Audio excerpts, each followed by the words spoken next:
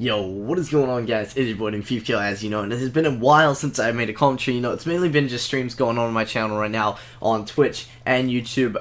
But yeah, it's gonna be making a video again, gonna be doing commentaries again and stuff. So let's get right into this. Obviously, this is the new Call of Duty. This gameplay is a 76-3 game on the map Throwback, and this was gotten during the Infinite Warfare beta. Obviously, that was last weekend, and then we have another beta coming this weekend, and then we have about 2 weeks until the real game drops. So very exciting stuff. Again, 76-3, that's absolutely crazy, but to add even more to this gameplay, it was done in domination, it was not with a full team, and in addition to that, I also got a Juggernaut. Unfortunately, I didn't get a deatomizing bomb in this game because I did not have the weapon type on, which is something I want to talk about in this video, or maybe a later video. However, I did get a Juggernaut, which I'm going to explain now. So basically, in this game, if you guys remember, back in AW, there was a Vicious Medal, which you got for a 30 kill streak, including streaks, and then you also had the DNA bomb, which was the 30 gun streak. Now, in this game, kind of a similar system. You have to get 25 gun kills with a certain weapon variant if you want to get the nuke that actually blows up, but if you want to just get a medal, which is called a Juggernaut in this game, much like the nuke or the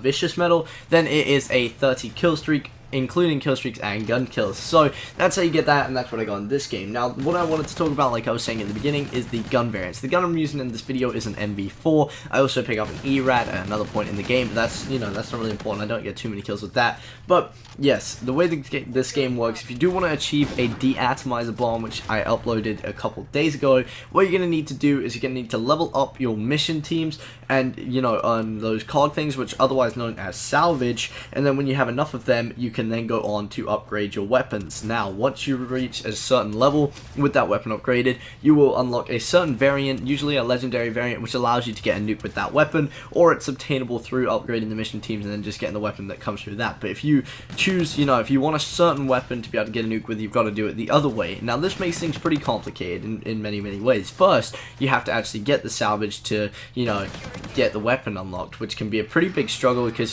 people are definitely finding it difficult to learn how to get the salvage. The best way is definitely from just doing the missions in the top right of the screen in pre-matches and during the game, and then leveling up your mission team and unlocking salvage. But who knows, there's going to be other ways to do it when the full game comes out, I'm hoping, because as it stands, it's very hard to obtain more salvage. But yeah, so once you've got the weapon, that's just the first part gone. Here comes the hardest part. Now, obviously, you only have a certain amount of bullets in a gun when the game starts, right? Now, in this game, you have to get every single kill off the streak with the weapon that is a nuke variant in order to be able to get the deatomizer, which means if you, start the game with 30 bullets in the mag and then 90 backup, which is what most, weapons usually have, then you have to get the nuke with that 120 bullets, and that can be a big struggle, especially in a new game when people are just learning how to aim and play and everything like that. Now, you'd think, why don't you just put Scavenger on? But in the beta, Scavenger wasn't available, so if you want to obtain a nuke within the beta, yeah, you're pretty much going to have to either get lucky and pick up ammo off the floor, get your teammates to run the same gun as you so that you can pick their ammo up, or use the Merc combat rig. Now, what that allows you to do in the traits is it gives you full ammo from the very start, giving you, 30 bullets in the mag and then 270 backup, which is, the standard of most weapons, and then you pretty much have full ammo. Now, even then, if you do miss shots, it is a pretty big struggle to get the thing, so you're pretty much relying on the fact that someone else in the game is using the MV4, but in this case, the MV4 is the best gun in Infinite Warfare right now, in my opinion, so that's not too big of a problem. Now, this was something I called before the game came out. I always said, I know which guns I'm going to use when the beta comes out, because usually in a beta, and even the early release of the main game, the first weapons that are unlockable end up being the best. It happened in pretty much the Black Ops 3 beta as well with the KN-44. That was an absolute monster during the beta, and I believe the M8 was kind of, it wasn't really an early unlock, but it was good, and yeah, it's just been that way kind of forever. The early weapon is always very good, and then the very last one, unlockable, is also very good, but, we couldn't get the last weapon in the game on Infinite Warfare, because obviously it's the beta, and they didn't raise the level cap within the first weekend. I'm waiting to see what they do in the second weekend, so that's just something we're going to have to wait and see, but there is a lot of stuff that did say it was unlockable. I think the highest I saw was level, like, 36, so they're probably going to rate, or 51, somewhere around there. I don't know how many levels there are per prestige right now. I know there's 10 prestiges, though, so, we're just learning a little by little about the game and how it's going to be, pretty much in preparation for the entire year, being good at the game when it drops to get gameplays, and, above all, when the game first comes out, the race, which is another thing. This game I got 37,000 XP, which is my second highest I got in the whole beta. The highest I got was 38,000, so this was a crazy amount of XP into one game. I haven't really gotten an idea of what everybody else is getting, because that's not something people were looking at, but being someone who is interested in leveling up, for the race and everything, that is something big that I was definitely looking at. Now 37,000 XP seemed to be a very large amount, and it's got to be towards the higher end of what people did manage to obtain, considering the fact that I got 76 kills, 3 deaths, and a Juggernaut, and I think like 7 unstoppable medals as well. So yeah, XP is going to be kind of hard to get, and if there's like 55 levels, I don't know, I think it's going to take quite a few hours before you manage to prestige. I think the fastest time it took me to get to level 30 was about 3.5 hours, and obviously the XP amount's raised, so it's going to be, roughly like, I don't know, maybe 7 to 10 hours to hit 1 prestige. So the race is going to be pretty fun this year, and I'm definitely looking forward to that. But yeah, I just wanted to cover the XP in this game. I'm going to be paying more attention to the amount of XP I get per game during the second weekend, so that I can make how to level up first videos, because I know that's something everybody wants to know in the first game, the second the game comes out, and also, my best strategies of how to, win the race, whether I want to use lethal specialist, or they're called combat rigs in this game, or whether I want to use the Merc, which gives me more bullets. I'm trying to find out what's most beneficial. Now, a couple things I do want to mention about the game. The movement system is very much like Black Ops 3, in that, you got the whole thrust jumper thing as opposed to a jetpack. However, it seems a bit more unclean to me. It seems a lot more vertical based than horizontal based like Black Ops 3 was, and you can definitely get a lot less momentum going, so you can't travel around the map quite as fast, and the game is also very less wall run based. However, the movement system is much like Black Ops 3. The kill time is probably closest to Ghost out of any Call of Duty. It's very, very fast kill time. However, the bullet registration is not very good, especially against the robot character, which you guys might see during this gameplay. The bullet registration is not very good. Now, in Black Ops 3 and AW, also, playing on a US connection if you're from the UK or vice versa, never really been much of a problem. There's a little bit, a little bit of a delay. However, it's never been much of a big thing. But in this game, if you play on the foreign host, you're going to be putting yourself in a lot of trouble. It's definitely terrible, considering the bullet registration is already pretty bad. You get even worse from that, even more lack of connection from being on a foreign server, which is a big problem, and unfortunately that is that. But that's why we have the beta, because remember, everything I'm saying about the beta, they're gonna fix before the actual game comes out, so that's pretty good. But as it stands, that seems to be a big problem. Another problem was the servers when we got on. I ended up streaming for about 6.5 hours just watching the main menu screen because I couldn't manage to find a game, but the game was definitely a lot of fun when it came out. One more negative about the game, this is pretty much the only other thing I could find, is that the kill streaks were not very good.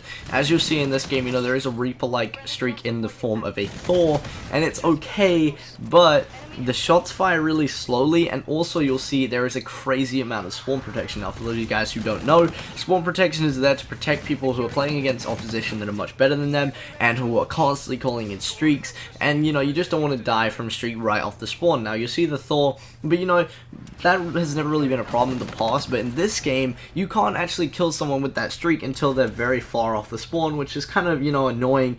You have to go on like a 13 kill streak just to get this. Kill streak is one of the highest ones in the game, and then when you have it, it really doesn't do any damage until they've already had enough time to get themselves into a building, so it kind of, makes streaks useless. The best one so far seems to be the Warden, which is mostly like an attack helicopter, I guess. Maybe a Pavlo at a stretch, but the Pavlo is definitely a lot better from Modern Warfare 2. But yeah, that's really the only good streak in the game. The Scorcher is just more of a way of getting a little bit extra points to help build up to that Warden as far as I'm concerned. So yeah, the streaks are a little bit of a disappointment. However, there's a lot I like about the game. The kill time, in my opinion, is very, very nice, but Ghost was one of my favorite games, so it's really just your personal preference. And I definitely like the gun balance. It seemed like every gun in the game was usable, even though a few weapons did stick out.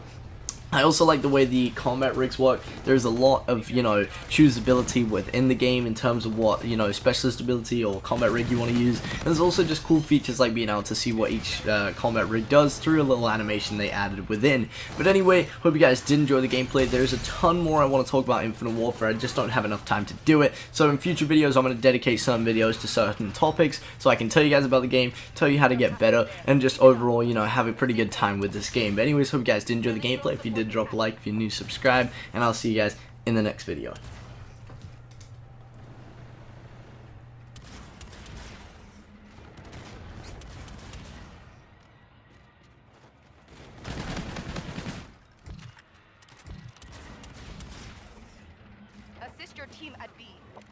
Losing B.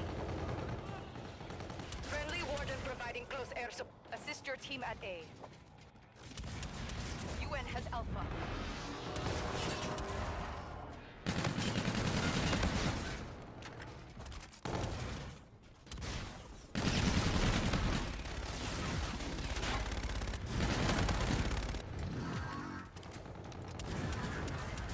Your teammate called in Scorchers.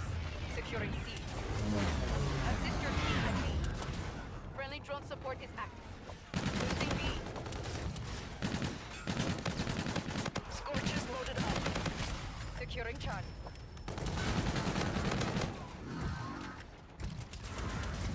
A secure. Assist your team at B. Friendly drone support is active. Ground team, Scout 2-3. Losing ground. Door targets verified. Enemy has B. Losing A. Friendly drone support is active.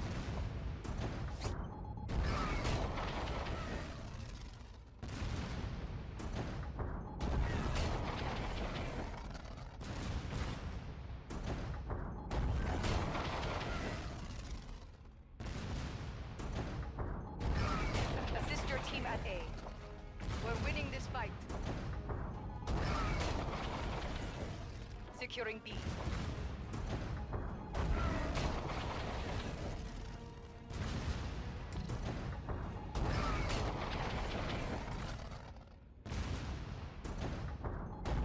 Losing Alpha.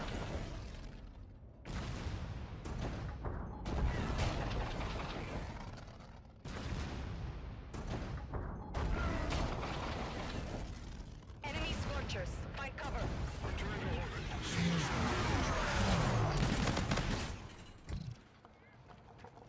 Friendly drone support is active.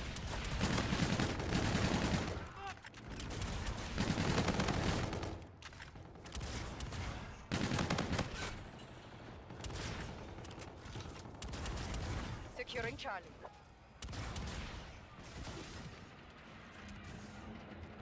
Securing Charlie. Losing A. Charlie. Scars have Alpha.